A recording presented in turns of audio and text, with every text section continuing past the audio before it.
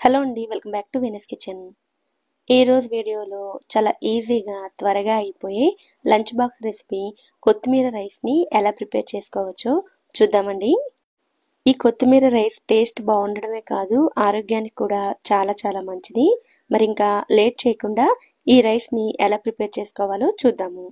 అందుకోసం ముందుగా నేను ఇక్కడ రైస్ని ఉడికించి తీసుకున్నానండి. 1/2 kg వరకు రైస్ని ఇలా పొడి పొడిగా వచ్చేలా ఉడికించి తీసుకోవాలి. రైస్ రెసిపీలకి అన్నం మెత్తగా కాకుండా ఇలా కొంచెం పొడి పొడిగా ఉంటే బాగుంటుంది. ఇప్పుడు ఈ రైస్ని పక్కన పెట్టుకుని స్టవ్ మీద కడాయిని పెట్టుకుని అందులోకి 1 టేబుల్ స్పూన్ నూనె, 1 టేబుల్ స్పూన్ నెయ్యిని వేసుకోవాలి. నూనె వేడైన తర్వాత ఇందులోకి ఒక బిర్యానీ ఆకు, 1/2 టీ స్పూన్ జీలకర్ర వేసుకుని వీటిని కొద్దిగా ఫ్రై చేసుకోవాలి.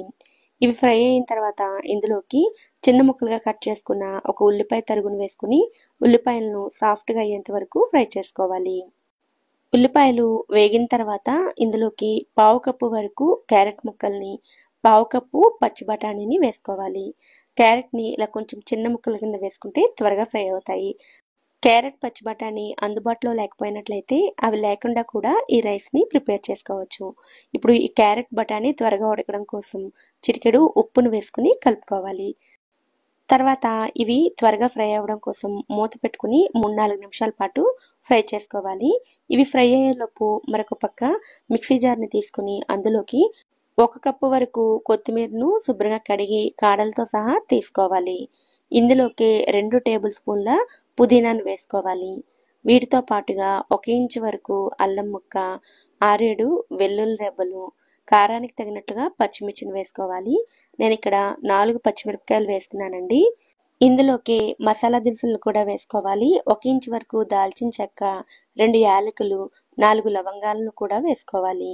వీటితో పాటుగా 1 స్పూన్ పంచదారను కూడా వేసుకోవాలి. ఇలా కొద్దిగా పంచదార వేసుకోవడం వల్ల మనం ప్రిపేర్ చేసే ఈ కొత్తిమీర పేస్ట్ ఫ్రై చేసేటప్పుడు రంగు మారకుండా ఇలాగే గ్రీన్ కలర్లో ఉంటుంది.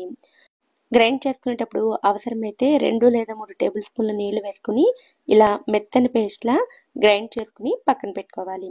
ఈలోపు మరొక పక్క స్టవ్ మీద క్యారెట్, బఠానీ ఫ్రై అయిపోయి ఉంటాయి. ఇప్పుడు వాటిని ఒకసారి కలుపుకున్న తర్వాత ఇందులోకి గ్రైండ్ చేసుకున్న కొత్తిమీర పేస్ట్ని వేసుకుని ఈ కొత్తిమీర పేస్ట్ని కొద్దిసేపు ఫ్రై చేసుకోవాలి.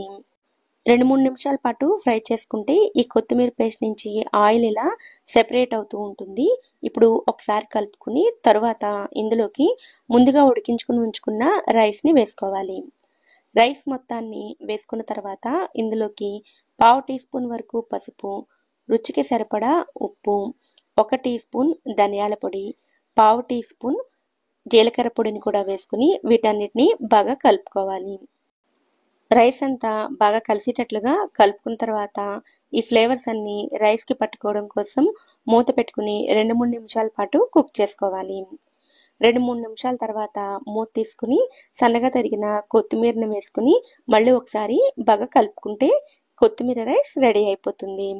ఇలా రెడీ చేసుకున్న ఈ కొత్తిమీర రైస్ని స్టవ్ నుంచి దించుకున్న తర్వాత ఇలాగే సర్వ్ చేసుకోవచ్చు. లేదంటే ఒక అరచెక్క నిమ్మరసాన్ని పిండుకొని సర్వ్ చేసుకున్నట్లయితే టేస్ట్ మరింత బాగుంటుంది.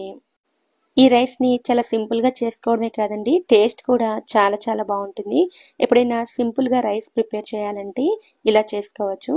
ఈ రైస్ని ఇలాగే తీసుకోవచ్చు లేదా పెరుగు రైతాతో తీసుకుంటే మరింత బాగుంటుంది. మరి సింపుల్గా అయిపోయే ఈ కొత్తిమీర రైస్ని మీరు కూడా తప్పకుండా ట్రై చేయండి. ఈ వీడియో కనుక మీకు నచ్చినట్లయితే వీడియోని లైక్ చేసి ఛానల్ని కూడా సబ్స్క్రైబ్ చేసుకోండి. నోటిఫికేషన్స్ మిస్ అవ్వకుండా ఉండడం కోసం పక్కనే ఉండే బెల్ ఐకాన్ని కూడా యాక్టివేట్ చేసుకోండి. Thank you so much for watching.